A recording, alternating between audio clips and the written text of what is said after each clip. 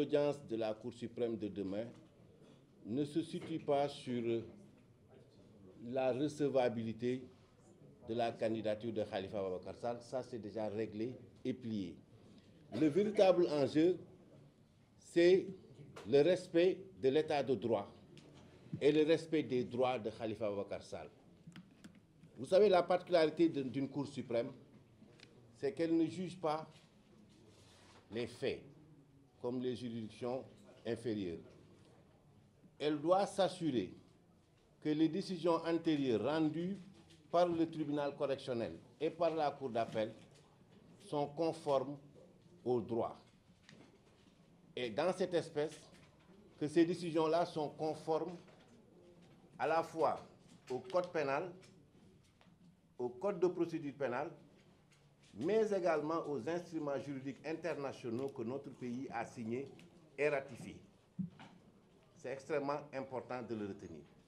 Donc, ce que nous attendons de la Cour suprême, c'est qu'en tant que gardienne des libertés, qu'elle donne la preuve qu'elle est là pour dire le droit. C'est pourquoi j'ai tenu à le dire. L'enjeu, contrairement à ce qu'on veut nous faire croire, ce n'est pas la candidature. La candidature, c'est réglé, c'est plié, parce que comme vient de le dire Cheikh Bamba, nous avons satisfait toutes les exigences de la Constitution et du Code électoral en ce qui concerne cette candidature.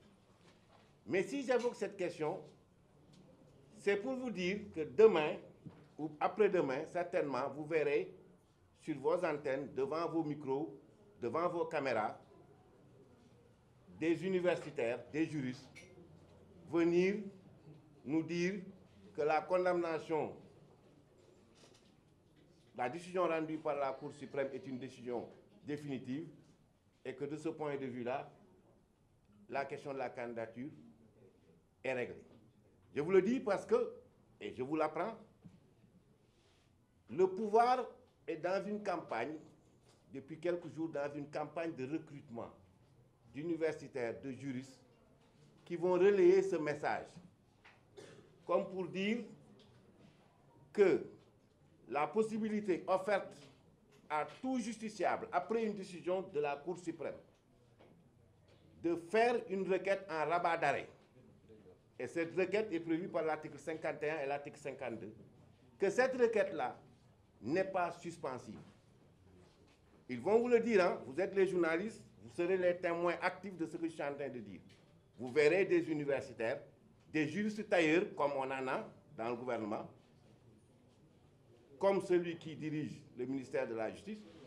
Vous verrez des professeurs d'université, des universitaires, des juristes venir vous dire que le rabat d'arrêt n'est pas suspensif.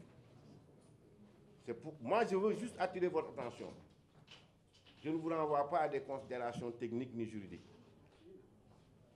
L'idée même d'un rabat d'arrêt, c'est de pouvoir permettre aux juges de la Cour suprême, réunis en chambre, excusez-moi pour la répétition, de corriger une erreur de procédure. Si une décision de la Cour suprême susceptible de rabat d'arrêt n'est pas, en fait, ne peut pas être remise en cause, pourquoi prévoir la procédure de rabat d'arrêt? Si la procédure de rabat d'arrêt existe, c'est parce qu'elle est forcément une procédure qui est suspensive de la décision rendue par la Cour suprême.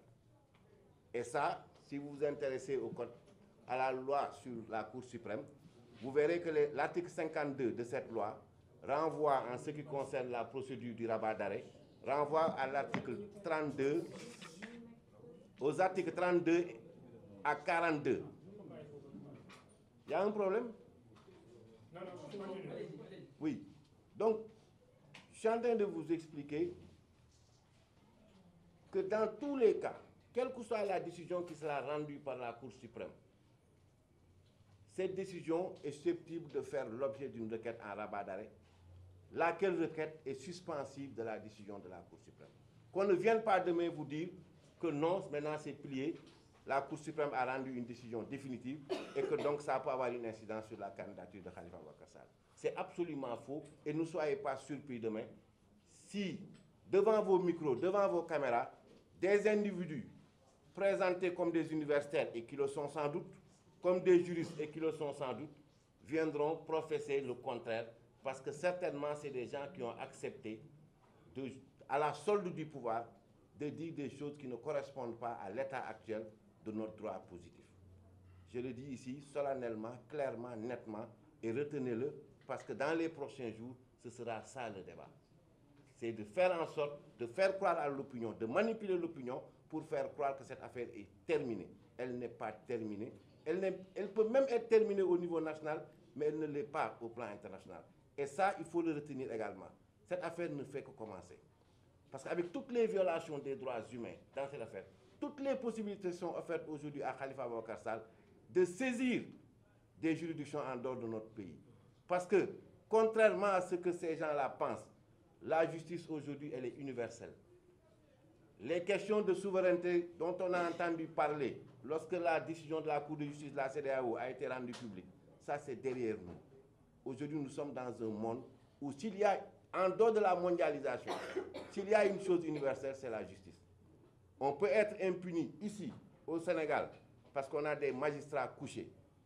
Mais on ne le sera pas en dehors du Sénégal, parce que dehors, il y a des magistrats debout qui ont prêté serment et qui sont à la hauteur du serment qu'ils ont prêté. C'est tellement vrai que lorsque vous regardez l'affaire Khalifa Ababacar Sall ou lorsque vous regardez le dossier de Karim Wade, vous avez dû constater que chaque fois qu'une juridiction qui n'est pas sous la coupe réglée de Macky Sall a été saisie, l'État du Sénégal a perdu. Mais posez-vous la question pourquoi? Pourtant, ce sont les mêmes textes qu'on applique. Il n'y a pas un texte pour le Sénégal et un texte en dehors du Sénégal. La seule différence, c'est qu'au dehors, on a des magistrats qui acceptent de rester dignes et surtout des magistrats qui sont à la hauteur du serment qu'ils ont prêté de rendre justice au nom de la loi.